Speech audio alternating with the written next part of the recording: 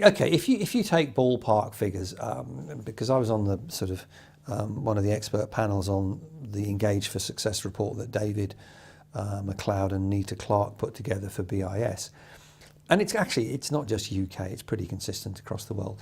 You can probably say that in most organisations, maximum 25 to 30% of people are engaged. And let's be clear about what engagement means. Okay. There's something called discretionary effort. What discretionary effort is, it's effort that an employee can give if they want to. Now, in most situations, an employee can, within a normal performance management system, come up as performing satisfactorily, but still yet be withholding up to 30% effort. So, i.e., they're doing the job, but they're not giving their best. But because they're doing the job and satisfactory, the organisation cannot tell that they're not giving that 30% extra effort. And if you think about it, 30% is a massive improvement in performance. So the engagement thing focuses on what percentage do we think are actually giving that extra 30%. Yeah.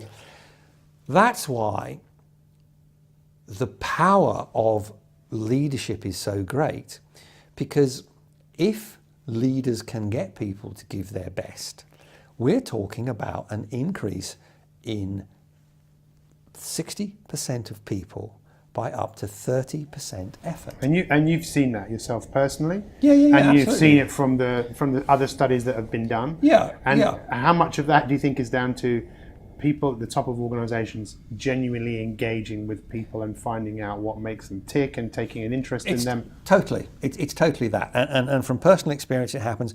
If you look at all the data, you know, to anyone watching this, there is no dispute now about the facts. If you engage people, you will get better performance, significantly better performance. And if you are a commercial organisation, you will make more money. Fact. An ex-finance director of a major telecoms company that I work with, when we'd worked through all this, effectively said, the comment was, look, this is a license to make money. We should have been doing this for years.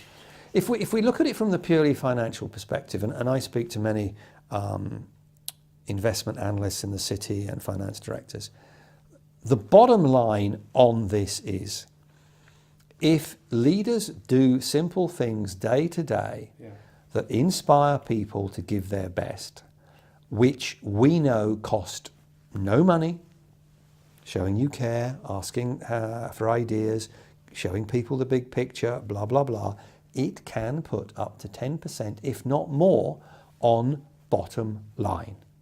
So there is no argument about whether this works or not. It does work. It is a fact. What is amazing is that organisations are not signing up to this in droves, because, to be perfectly blunt, what's going to happen is, and talking to the Chartered Securities Institute in the city, what's going to happen is investors are going to get wind of this, and they're going to say, okay, so how many of our people are engaged? And when they see the figures, and when they fully understand what's going on, they're going to be saying, well, why is it this low?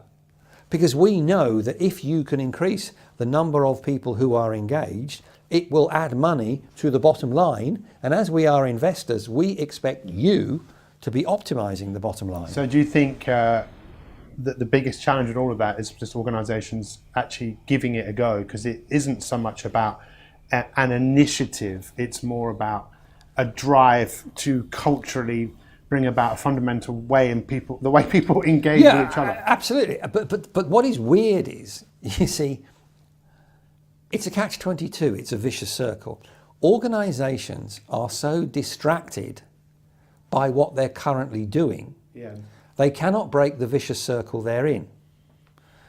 And breaking the vicious circle is to say, hang on, wait a minute, only 30% of initiatives ever work properly. We only have 25% of people who are engaged. And in that situation, going back to what I've said about what underpins this is some basic skills amongst leaders around time management, prioritization, delegation, feedback and communication. Because if leaders in organizations cannot manage a simple task effectively, they are going to be firefighting and focusing purely on the task.